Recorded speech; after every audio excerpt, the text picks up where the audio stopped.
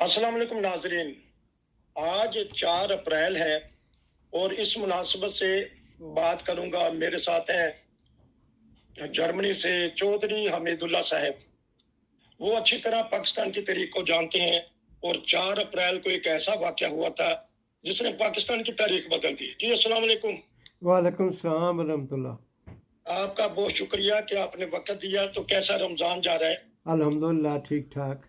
ठीक ठाक रमज़ान जा रहा है। बहरहाल यहाँ जर्मनी में तो अभी भी ठंड है। तो जब पता करते हैं कि बाज़ मुल्कों में तो गर्मी है, गर्म रोज़े कहे जा रहे हैं, तो यहाँ तो ठंडक महसूस हो रही है। हाँ, पाकिस्तान में भी ठंड है, वहाँ भी कल मेरी बात हुई है और बारिशें हो रही हैं और रोज़े ठंडे हैं उधर भी। तो लेकिन सियासत में बड़ी गर्मा गर्मी है। तो आज मैंने खास आपकी खिदमत इसलिए की है कि 4 अप्रैल 1979 को एक ऐसी शख्सियत को फांसी दे दी गई जिसकी गूंज आज भी जारी है। आज भी उस शख्सियत का यानी जुल्फ़िकार अली भुट्टो का जिक्र किया जाता है कि वो गलत फैसला था या दुरुस्त फैसला था।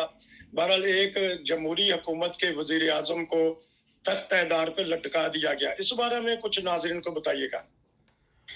हाँ, बात ये है कि जुल्फ़िकार अली भुट्टो साहब जो थे वो एक मुतलकुल अनान हुक्मरान थे और उनकी जो सियासी ज़िंदगी है उसको अगर हम देखें तो वो बड़े जो लोग होते हैं ना, गुस्से वाले लोग, और फिर जिसमें गुस्सा होता है उसमें अकल कम होती है, वो जितना मर्जी पढ़ा लिखा हो। तो दूसरा ये है कि वो जो उन्होंने पार्टी बनाई और फिर जिस तरह वो सियासत में चलते रहे हैं उसको अगर हम देखें तो उन्होंने दलाई कैंप बनाया था जो अपने मुखालिफिन को सबक पढ़ाने के लिए वो उस दलाई कैंप में लेके जाते थे और उन पे मतलब टार्चर करते थे और गायब रखते थे उनको। फिर इसी तरह जो उनका कोई मुखालिफ होता था उसको भी वो फिक्स किया करते थे और यहाँ तक कि बाज़ों को तो वो मरवा दिया करते थे। फिर उन्होंने अपने इक़्तिदार को ज़्यादा मजबूत करने के लिए एक नीम फौजी जो थी वो फोर्स बनाई थी जिसका नाम था FSF, और उस FSF के नाम से उसके ज़रिया से वो अपने मुखालिफिन को जो है वो रास्ते से हटाते थे। अब ये जो आपने भुट्टो साहब की फांसी का जिक्र किया है कि आज 4 अप्रैल को उनको फांसी की सज़ा हुई थी, तो बात ये है कि इसका पस मंज़र कुछ इस तरह से है कि जो नवाब अहमद रज़ा कसूरी हैं वो भुट्टो पे बड़ी तनकीद करते थे और चूँकि वो उनकी पार्टी में थे उनका ये था कि मैं इसको फिक्स करूं। और अहमद रज़ा कसूरी अभी ज़िंदा हैं। वो जब इलेक्शन हुए 70 के और याह्या खान ने ऐलान किया कि ढाके में कौमी असम्बली का इजलास होगा, तो उन्होंने भुट्टो साहब ने कहा कि नहीं, हम बाइकाट करेंगे और जो ढाका जाएगा उसकी टांगें काट देंगे, टांगें तोड़ देंगे। तो ये अहमद रज़ा कसूरी थे जिन्होंने जुर्रत का मुजाहरा किया और ये ढाके चले गए थे। तो बहरहाल इनको फिक्स करने के लिए भुट्टो साहब का ये था कि इनको मार दिया जाए। और जब FSF ने उन पे शूटिंग की है लाहौर में, तो बजाय इसके कि इनको कुछ होता है, इनके वालिद साहब जो थे वो हिट हुए और वो वफात पा गए, शहीद हो गए। या अच्छा, इस पे फिर भुट्टो साहब ने अपने उनके दौर में ही भुट्टो साहब के नाम से FIR काटी गई थी, लेकिन भुट्टो साहब उस वक्त इतने मजबूत थे कि उन्हें किसी किस्म की परवाह नहीं थी कि FIR काटी गई है, कत्ल की तो कोई बात नहीं है, देख लूँगा मैं, जो भी था। लेकिन वो फिर इनके गले पड़ गई और उस FIR की रोशनी में फिर जो था, आपको पता है, बाद में फिर 77 में जब इलेक्शन हुए हैं, 74 में इन्होंने एक बहुत बड़ा गलत फैसला किया था और जब जनरल ज़िया-उल हक ने मार्शल लॉ लगाया और उस मार्शल लॉ के बाद फिर जब उन्होंने भुट्टो साहब के बहुत ही गलत रवैये की वजह से ज़ियाउल हक साहब ने इनको भी फिक्स करने की कोशिश की। तो वो जो FIR काटी गई थी कत्ल की, उस पे फिर भुट्टो साहब को गिरफ़्तार किया गया और पहले जो था वो पंजाब की high court, Lahore high court में, वहाँ जस्टिस मौलवी मुश्ताक हुसैन थे, मैंने उनको देखा भी है, उनसे मिला भी हूँ। उन्होंने उस केस को ट्रायल किया और उस ट्रायल में उनका भी रवैया जो था भुट्टो से बड़ा तशद्दुद पसंद था। मसलन उन्होंने लकड़ी का एक वो बनाया था कटारा, उसमें खड़ा किया, तजलील की इनकी। फिर मैं आपको और कायरीन को ये याद कराना चाहता हूँ कि उस पे फिर ये सवाल हुआ इनके मज़हब का, तो वहाँ पे भुट्टो साहब ने कहा नहीं मैं तो मुसलमान हूँ, और ये भी वहाँ पे सवाल हुआ था। बहरहाल इस पे फिर जो मौलवी जस्टिस मुश्ताक हुसैन थे उन्होंने इनको जो है वो फांसी की सज़ा दी उस कत्ल के जुर्म में। फिर इनकी सुप्रीम कोर्ट में अपील गई और जो अपील थी वो जस्टिस अनवारुल हक थे उस वक्त सुप्रीम कोर्ट के चीफ जस्टिस, उनके पास गई और वो अपील पे पंजाब हाई कोर्ट का फ़ैसला बहाल रहा। और फिर उसके बाद जो है वो चूँकि बाहर रहा, फिर ज़ियाउल हक भी चाहता था इनको रास्ते से हटाना, और जजों के साथ उसके भी वादे वही थे जैसे होते हैं। तो बहरहाल वो केस चलता रहा और सिहाला जो था पुलिस का, वहाँ पे इनको रखा गया और बात कोशिशें हुई थी कि इनको बाहर कोई ले जाए। बाज़ हुकूमतों ने भी कहा था कि हम ले जाते हैं, लेकिन ज़ियाउल हक साहब इस पे एग्री नहीं थे। और वहाँ पे जो इनका सेल बनाया गया था वो नीचे भी स्टील डाली गई, साइडों पे स्टील डाली गई, ऊपर सेल के स्टील थी, और उसमें ऐसे आलात थे जिनसे थोड़ी सी गुफ्तगू भी रिकॉर्ड होती थी, बल्कि हर हरकत इनकी रिकॉर्ड होती थी। तो बहरहाल वहाँ पे ये रहे। फिर रहम की अपीलों का भी कोई जवाब ना आया, तो फिर 4 अप्रैल को भुट्टो साहब को जो है वो फांसी की सज़ा दे दी गई। तो अच्छा इस तरह है कि माशाल्लाह आपने बहुत इल्म वाली बातें बताई हैं, तो हो सकता है हम आपसे ना 2-4 प्रोग्राम ले लें। लेकिन आज एक और मैं सवाल करना चाहूँगा कि आलमी सतह पे इसको किस तरह देखा गया। ये सवाल का जवाब मैं लूँगा आपसे वक्फे के बाद। नाज़रीन लेते हैं छोटा सा वक्फा, वक्फे के बाद दोबारा हाजिर। 4 अप्रैल 1979 को भुट्टो साहब जो उस वक्त के वजीर आजम थे उनको फांसी दे दी गई। चौधरी साहब बता रहे हैं, मैं पता करूंगा कि आलमी सतह पे ऐसे मामले को किस तरह देखा गया उस वक्त, और आज भी उसका कहते हैं मुतनाज़ा फैसला हुआ एक, और दूसरा दो कहते हैं कि ज़ियाउल हक ने इसलिए फांसी दी नहीं तो उनको ऊपर फिर आइन तोड़ने का मुकदमा चल जाना था। ये मिला जुला को जवाब दीजिएगा इस बारे में। हाँ जी, जज़ाकल्लाह। असल में बात यह है कि आलमी सतह पे तो ये तासरात अब भी हैं और अंदरूनी मुल्क भी इसको इसी तरह लिया जाता है कि ये एक जुडिशनल मर्डर हुआ था।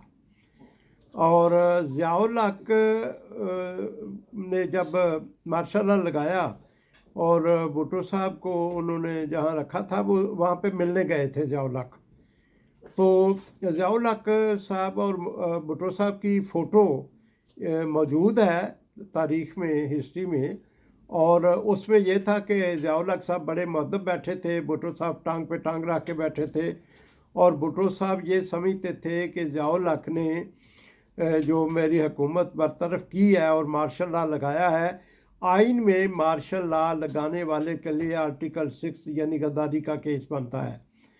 अच्छा, तो भुट्टो साहब का जो रवैया था वो बड़ा सख्त था, और ज़ियाउल हक को उन्होंने उसमें वार्न कर दिया था कि तुमने आइन तोड़ा है और तुम पे आर्टिकल 6 लगेगा, और तुम्हें मतलब है कि फांसी की सज़ा हो सकती है, जो उसकी सज़ा है। अब ज़ियाउल हक साहब जो थे, एक तो बाहर का प्रेशर भी था, अमेरिका भुट्टो साहब को पसंद नहीं करता था, और इनको वार्निंग भी दी गई थी। जिस का जो ख़त हेनरी किसिंजर का था वो इन्होंने रावलपिंडी के बाज़ार में लहराया था आम लोगों में, تو اس لیے بھی امریکہ ناراض تھا اور چاہتا تھا ان کو سزا ملے۔ دوسرا، ضیاء الحق نے یہ محسوس کر لیا تھا کہ اگر بھٹو صاحب دوبارہ آ گئے اقتدار میں تو یہ تو مجھے پھانسی کی سزا دیں گے۔ اب منظرنامہ یہ تھا کہ قبر ایک ہے، آدمی دو ہیں، یا تو بھٹو قبر میں جا سکتا ہے یا ضیاء الحق جا سکتا ہے۔ تو اس پہ پھر یہ تھا کہ ضیاء الحق نے سوچا کہ میں اس آدمی کو پکڑوں گا، اور اس کے بارے میں جو کیس ہے قتل کا، اس پہ پھر انہوں نے یہ ذہن بنا لیا کہ اب اس کو نہیں چھوڑنا۔ اگر اس کو میں نے چھوڑ دیا اور یہ اقتدار میں آ گیا تو پھر یہ مجھ پہ آرٹیکل 6 چلائے گا اور مجھے پھانسی دے گا۔ اور پھر انہوں نے بھٹو کو فکس کیا، اور باہر کے ملکوں میں تو یہی تھا جو میں نے پہلے بتایا کہ یہ جو FIR تھی ان کی وہ کمزور تھی، اس کا کوئی یعنی شاید نہیں تھا، اور بعض لوگوں نے پھر ضیاء الحق نے ان پہ پریشر ڈال کے جو قتل میں ملوث لوگ تھے ان کو پھر انہوں نے گواہ معاف بنا لیا، انہوں نے پھر بیان دے دیے سارا کچھ۔ اچھا، ضیاء الحق نے ان کے ساتھ یہی وعدہ کیا تھا کہ تم اس مقدمے میں گواہ بن جاؤ، وعدہ معاف گواہ اس کو کہتے ہیں، تو میں تمہیں مطلب ہے کہ سزا نہیں دوں گا۔ لیکن چونکہ وہ ضیاء الحق صاحب بھی تو اپنے وعدوں کے پکے نہیں تھے، انہوں نے پھر ان لوگوں کو بھی پھانسیاں دی ہیں۔ تو اس طرح پھر بھٹو صاحب جو تھے ان کو انہوں نے پھانسی دی، اور ضیاء الحق صاحب نے اپنے اقتدار کو پھر قائم رکھا۔ بعد میں پھر الیکشن وغیرہ کراتے رہے۔ پھر جنید صاحب آئے۔ جنید صاحب بہت شریف آدمی تھے، بہت نیک اور شریف آدمی، وزیر اعظم تھا، پھر اس سے بھی نہ بنی، اس کی حکومت بھی ختم کی، اور پھر تو اللہ تعالیٰ نے ضیاء الحق صاحب کو بھی جو ہے وہ میں تو سمجھوں گا سزا دی کہ ان کا طیارہ جو تھا فضا میں پھٹ گیا، آگ لگ گئی، اور وہ بھی اپنے انجام کو پہنچ گئے۔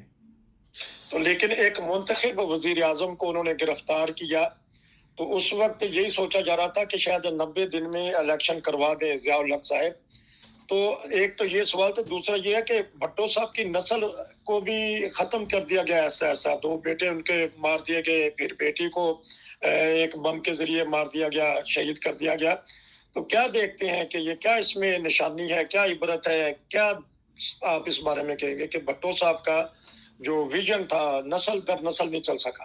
اچھا، بات یہ ہے کہ ضیاء الحق صاحب جب آئے تھے تو انہوں نے وعدہ تو یہی کیا تھا قوم سے کہ میں 90 دن میں الیکشن کراؤں گا، لیکن جو میں نے آپ کو واقعہ بتایا ہے اس واقعے نے ضیاء الحق صاحب کے ذہن میں یہ بات ڈال دی تھی کہ اگر الیکشن ہوئے اور یہ دوبارہ آ جائے گا، کیونکہ پبلک اس کے پیچھے ہے، تو یہ تو آ کے مجھے پھانسی دے گا۔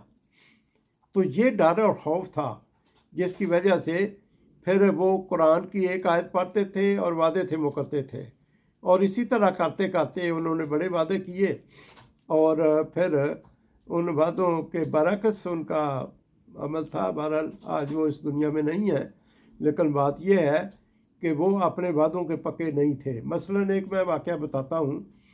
ہمارے ایک بہت ہی معروف صحافی میاں محمد شفیع صاحب تھے، بڑا حق سچ لکھنے والے، وہ ضیاء الحق کی برادری سے تھے، آرائی برادری سے تعلق تھا۔